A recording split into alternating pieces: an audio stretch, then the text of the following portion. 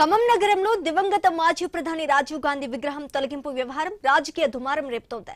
నగరంలోని కాల్వుడ్డు సెంటర్లో ఉన్న రాజీవ్ గాంధీ విగ్రహాన్ని కేబుల్ బ్రిడ్జ్ నిర్మాణ పనుల్లో భాగంగా మున్సిపల్ అధికారులు తొలగించడంతో కాంగ్రెస్ నాయకులు కార్యకర్తలు తీవ్ర ఆగ్రహం వ్యక్తం చేస్తున్నారు. ఈ చర్యను నిరసిస్తూ కాంగ్రెస్ సీనియర్ నేత వి హనుమంతరావు, మాజీ పీసీసీ అధ్యక్షుడు సంపాని చంద్రశేఖర్ ఆధ్వర్యంలో పెద్ద ఎత్తున ఆందోళన చేపట్టారు.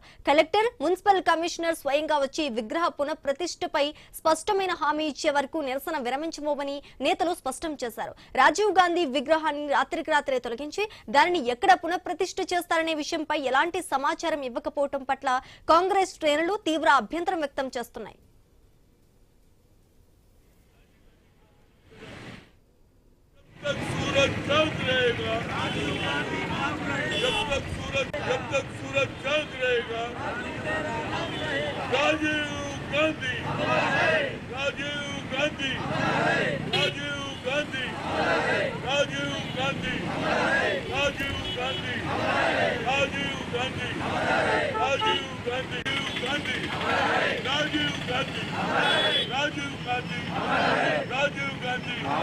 जब तक सूरज चांद रहेगा,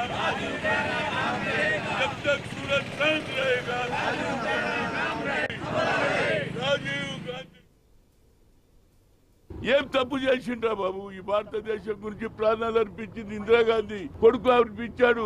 అలాంటి విగ్రహాన్ని తీసి పడేయడం ఏమిటి నాకు అర్థం కాదు. ఆ కాంట్రాక్టర్ గారు ఎవరో రావాలి, ఇక్కడ ఉన్నటువంటి మున్సిపల్ చైర్మన్ ఎవరో, లేకుండా మున్సిపల్ కమిషనర్ ఎవరో, ఇక్కడ ఉన్నటువంటి కలెక్టర్ కూడా అడుగుతున్నా.